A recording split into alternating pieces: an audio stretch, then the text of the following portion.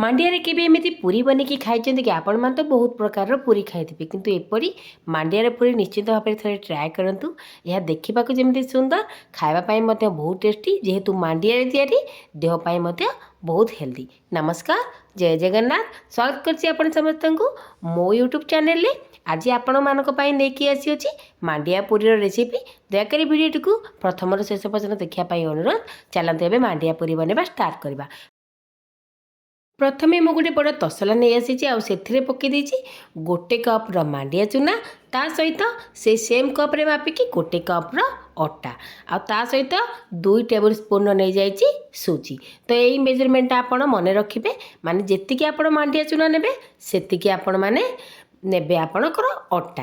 तो एपटे देखते सब जिन को मेजर करके दे सारापर से अल्प टिके कसुरी मेथी पकईदेली भल बास्ना आसापी। स्वाद अनुसार लुण देली आउ खाद्यटी आमर जल्दी हजम हम से अल्प टिके जुआणी को हाथ में क्रश करके पकईदेली।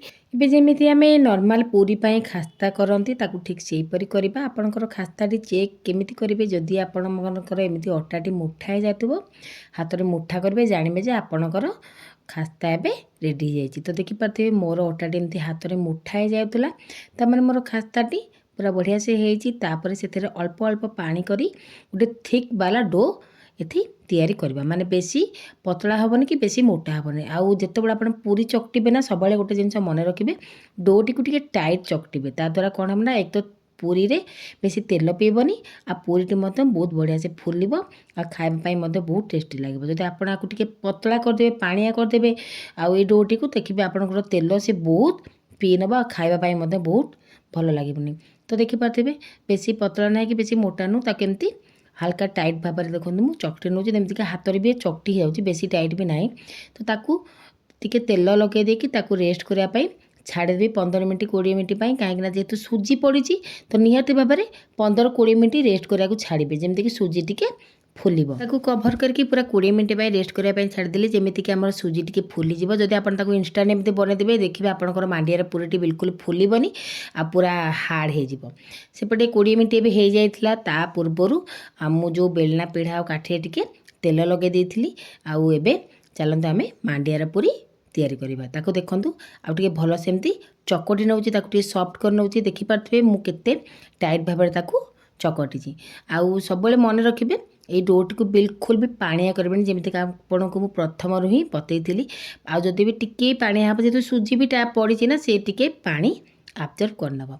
तो देखिए ताको भलसे आउ गोटे मिनट एमती चकटी नेली। एबे सेतु छोट छोट पूरीर गोला तैयारी कर नौची जमीक आम पूरी बनाती से आम एमती छोट छोट गोला करनबा। तो गोटे गोला देखो हाथ में पूरा गोल करके आपको देखा एपटे देखो जितेबाला आप पूरी बनइबे निहाती भाव में जो आप तैयार करेंगे से तेल लगेदेवे। तेल लगेले कौन हम आपंकर पूरीटी इजिली एमती बेली हो गुंड बिल्कुल भी देवेनि। गुंड देले भल पूरी हेनी तापर तेल पूरा कालिया हो बिल्कुल भी भल लगे। ताकू टिके हल्का तेल लगे आप एमती देखिए बेली ने से आराम से पूरा बेली हो उठीज बिल्कुल भी से बेलना पीढ़े लगे ना। तो देखिपे गोटे पूरी मुझे केमती बनई कि देखली ना बेसी मोटा ना बेसी पतला बिल्कुल ये आपण मैंने बेलिबे से उपाय रे बाकी पूरी गुड़ी मु बेली नौची। सेपटे तेल को मु गरम करके रखी तेल को बिल्कुल मीडियम गरम करेंगे बिल्कुल बेसी गरम करेंगे ना पूरी गुड़िक पोड़ीज। तो देखिपे तेल मोर गरम हो कि ना मुझे चेक करी बिल्कुल बढ़िया से गरम होबे गोटे पूरी नहीं कि देखो मु तेल पकईदेली। तो केते सुंदर भाव में मोर मांडियार पूरीटी फुली जाउची। मांडियार पूरी माने आपको समस्ते खाई पारिबे देहपाई बहुत हेल्दी खावाई बहुत टेस्टी। जदि आपण मैंने आज पर्यंत मांडिया पूरी ट्राए करना तो निश्चित भाव में मांडियार पूरी को ट्राए करूँ। तो देखिपे मोर कलर केते सुंदर आसी आ मांडियार पूरी केते सुंदर फुलुची। तो मांडियार पूरीर भिडियोटी जदि आपण मानकु भल लगुच निहाती भाव में भिडियोटी गोटे लाइक शेयर करेंगे। चैनल जदि मोर नुआ अच्छा चैनल को सब्सक्राइब करदे ये नुआ नुआ भिडियो नोटिफिकेशन पाइबापी बेल बटन को दबाई देवे। तो देखिपे जमी गोटे पूरी बनईकि मुझे देखी से उपाय आ गोटे पूरी बनईकि देखईदेली।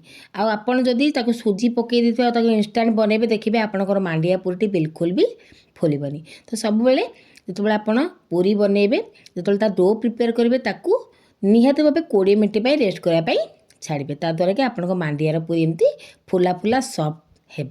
ତ ଦେଖିପାରୁଥିବେ ଏପଟେ ମାଣ୍ଡିଆର ପୁରୀ ମୋର ପ୍ରସ୍ତୁତ ହେଇଗଲା। ତା ସହିତ ଆଜି ମୁଁ ସର୍ଭ କରିଦେଇଛି ଲାଉ ଆଉ ବୁଟର ତରକାରୀ। ତ ସାଙ୍ଗମାନେ କେମିତି ଲାଗିଲା ଆପଣଙ୍କୁ ଏଇ ରେସିପିଟି? ନିହାତି ଭାବରେ ନିଜର ମତାମତ ମୋତେ କମେଣ୍ଟ ସେକ୍ସନରେ ଜଣାଇବାକୁ ଭୁଲିବେନି। ତ ଏଇଭଳି ଥିଲା କିଛି ମାଣ୍ଡିଆ ପୁରୀର ରେସିପି। ଆଉ ଆଶା କରୁଛି ଆଜିର ରେସିପି ଆପଣମାନଙ୍କୁ ନିହାତି ଭାବେ ଭଲ ଲାଗିଥିବ, ଆପଣଙ୍କ ପାଇଁ ନିହାତି ଭାବେ ୟୁଜଫୁଲ୍ ହେବ। ମାଣ୍ଡିଆରେ କେତେ ସୁନ୍ଦର ରେସିପିଟି ଦେଖିପାରୁଛନ୍ତି ତ, ବନିକି ରେଡ଼ି ହେଇଗଲା। ଏଇଭଳି ବହୁତ କିଛି ମାଣ୍ଡିଆର ରେସିପି ମୁଁ ଅପଲୋଡ଼ କରିଛି, ଯଦି ଦେଖିନାହାନ୍ତି ଯାଇକି ଦେଖିନିଅନ୍ତୁ। ପୁଣି ଦେଖା ହେବା ଗୋଟେ ନୂଆ ରେସିପି ସହ। ରହୁଛି ନମସ୍କାର, ଜୟ ଜଗନ୍ନାଥ।